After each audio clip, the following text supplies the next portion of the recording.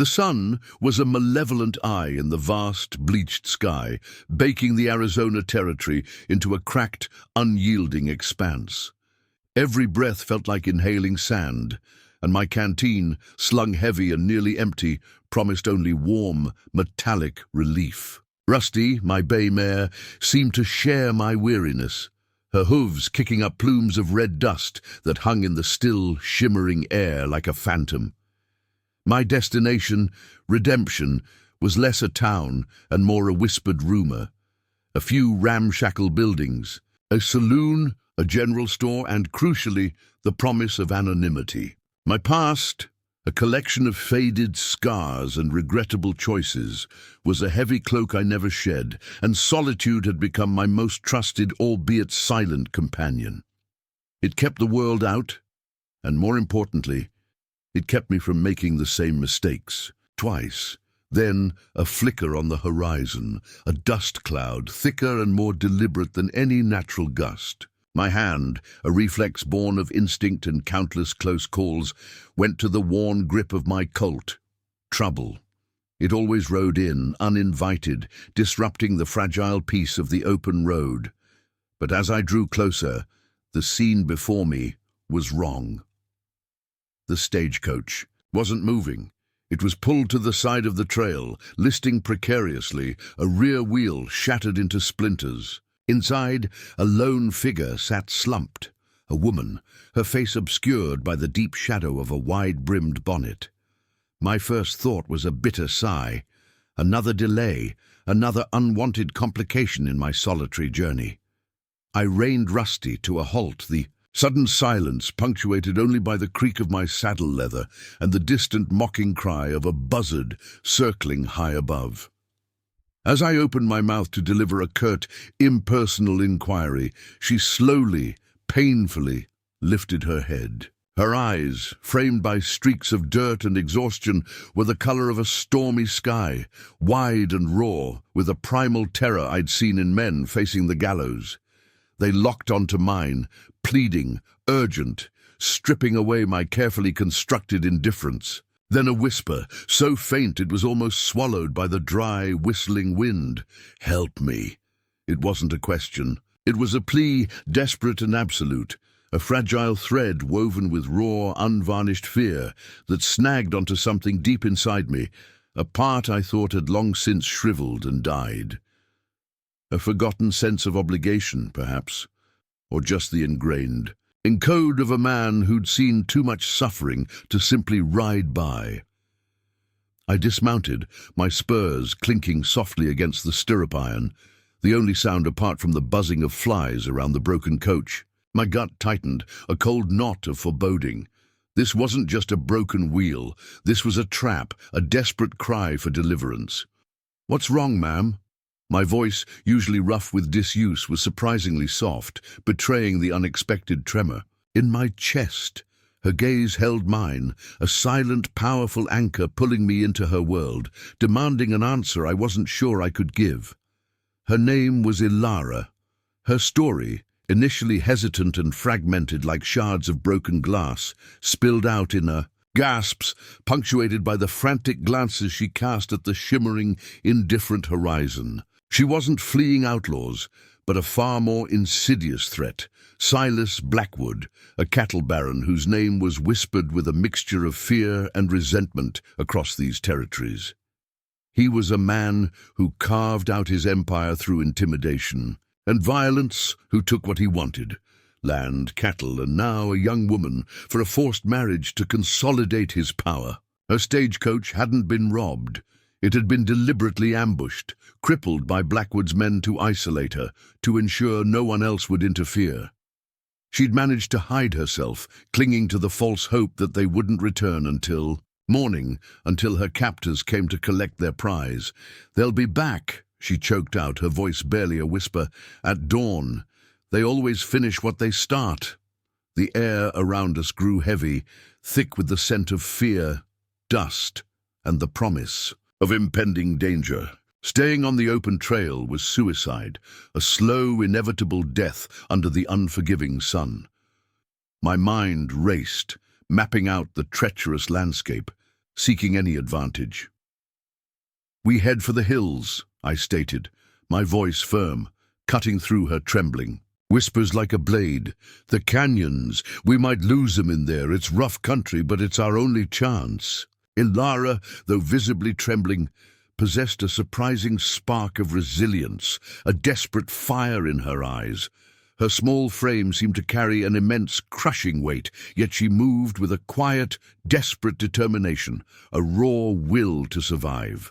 We pushed Rusty hard, the mare's flanks heaving, weaving through the treacherous sun-baked terrain, the jagged peaks of the Dragoon Mountains casting long, ominous shadows that stretched like grasping fingers across the land.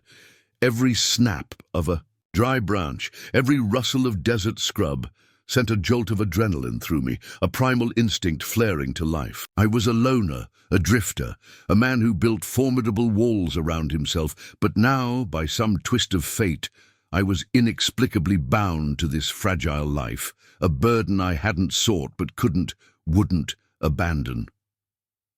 The desert night descended swiftly, a suffocating blanket woven with the cold, indifferent gaze of a million stars. Every mile felt like an eternity, every shadow a lurking threat. We found a temporary precarious sanctuary in a small hidden cave as the first sliver of dawn painted the eastern sky in hues of bruised purple, then fiery orange. Exhaustion was a heavy cloak, weighing down every bone, every muscle, but sleep was a luxury we couldn't afford. Elara, her voice hoarse from fear and exertion, her face streaked with dirt and tears, elaborated on her plight. Her family, humble homesteaders clinging to a barren patch of land outside a settlement called Dry Gulch, were deep in debt to Blackwood. Their meager existence, their very lives, were a pawn in his ruthless, escalating game of dominance. She was the final piece, a sacrificial lamb to secure their property, to satisfy his insatiable greed. "He owns half the county," she whispered, her voice cracking, "and everyone in it. He doesn't let go." I knew men like Blackwood. They were predators, their power absolute, their desires insatiable. They saw people as commodities, their will as law. I'd crossed paths with their kind before, in dusty saloons and forgotten mining camps, and the scars they left, both visible and hidden, were a testament to their chilling brutality. My own past was littered with the ghosts of choices made to survive such men. As we debated our next desperate move, a glint caught my eye, sunlight reflecting off metal far in the distance but steadily growing larger.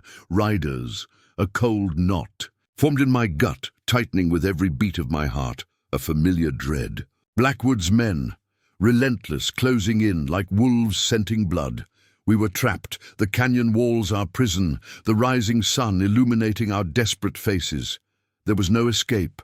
A desperate plan, reckless and undeniably dangerous, began to form in my mind.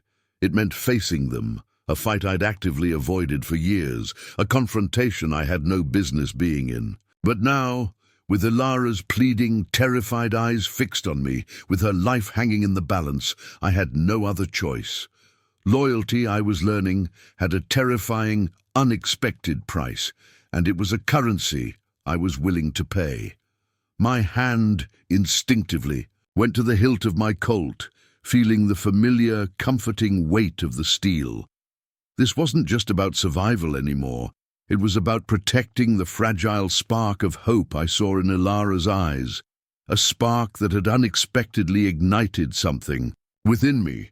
The confrontation exploded in a flurry of dust, lead, and raw desperation. They were numerous, a dozen hard-faced men, their eyes devoid of mercy, their rifles glinting like hungry eyes in the harsh morning sun. The air immediately thickened with the acrid smell of gunpowder, stinging my nostrils as the first shots whizzed past my ear, embedding themselves in the rock face behind me. I fought with a savage, primal ferocity, fueled by the memory of Elara's whispered plea, the raw terror in her eyes. My own past, a lifetime of scrapes and skirmishes, rose to the surface, every instinct honed by survival taking over. She, despite her overwhelming fear, became my shadow, a distraction, a brief fleeting diversion, throwing handfuls of dust, screaming a warning, doing anything to buy me another precious second.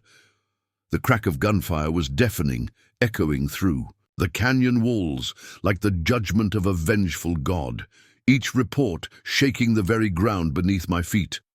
A searing pain tore through my side as a bullet found its mark, the impact knocking the wind from my lungs, sending a hot wave of agony through my body.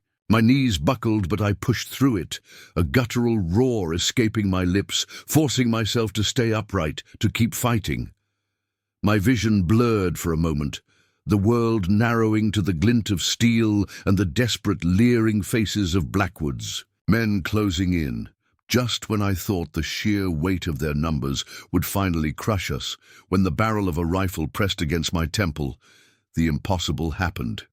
A shot rang out, distinct from the brutal cacophony of the firefight, from the ridge high above us. It wasn't my Colt, nor theirs. Then a lone rider, a stark silhouette against the blinding rising sun, appeared on the ridge. Silas, an old acquaintance. From my wandering days, a man to whom I'd once given a hand out of a tight spot in a forgotten mining camp. A favor I'd long forgotten, but which was now being repaid in blood and thunder. He didn't ask questions. He simply rode into the fray, his Winchester spitting fire with grim efficiency, each shot finding its mark, turning the tide of the battle with ruthless precision. Blackwood's men, caught off guard and suddenly outmatched, their confidence shattered by this unexpected intervention, slowly began to retreat, melting back into the unforgiving landscape, leaving us bruised, bleeding, but alive. Silas, his weathered face etched with grim satisfaction, rode up to me, seeing the crimson seeping through my shirt. He merely gave a grim nod, his eyes hard but understanding. "Looks like you found some trouble, partner," he rumbled, his voice as dry as the desert wind. "Good thing I was passing through." With Silas's unexpected arrival, the immediate danger had passed. But Blackwood wouldn't simply give up. He wasn't the kind to let a setback deter him. We patched up my bullet wound as best we could, using what meager supplies we had. The pain, a dull throb in my side, a constant reminder of the fight. Elara, her voice gaining strength with newfound hope, then revealed a crucial, game-changing detail. Blackwood, in his arrogance, kept a hidden ledger, a meticulously detailed record of his illegal land grabs, fraudulent dealings, and every crooked transaction that built his empire. "It's in his study, in a locked desk at his ranch," she whispered, her eyes alight with a dangerous resolve that mirrored my own. "Evidence, enough to hang him if it gets to the right people." It was a long shot, a desperate gamble against a powerful man, but it was the only way to truly free her from his grasp, to dismantle his power, not just escape it. We decided to head for redemption, not to hide in its shadows, but to fight. Silas, ever the pragmatist, ever resourceful, new connections, people who could get that ledger into the right hands, people who understood the ruthless machinations of men like Blackwood. He knew the lawmen who could be swayed, the newspapers that dared to print the truth. The journey was still fraught with tension, every shadow a potential threat, every distant sound a reminder of the relentless danger that still pursued us. But with each mile, Elara's spirit, once fragile and timid, hardened like tempered steel. She was no longer just a victim, she was a partner, a survivor, her resolve mirroring my own, her courage a quiet inspiration. She helped me load my Colt, kept watch during my restless sleep, her presence a silent promise. We faced more challenges, more close calls, more moments of crippling doubt that clawed at my resolve. There were nameless men Blackwood sent after us, more tense standoffs, desperate, raids under moonlight, but with each hurdle overcome, our unlikely bond deepened. I, a man who had sworn off human connection, who had sought only the emptiness of solitude, found myself fighting for something bigger than myself, for a chance at a different kind of life. For Elara, yes, but also for the possibility of a future, where justice wasn't just a word, but a reality. The whisper of "help me" in the dusty trail had become a call to action that led to a true, hard-won redemption, not just for Elara, but for us both. It was a long road, but for the first time in years I wasn't walking it alone.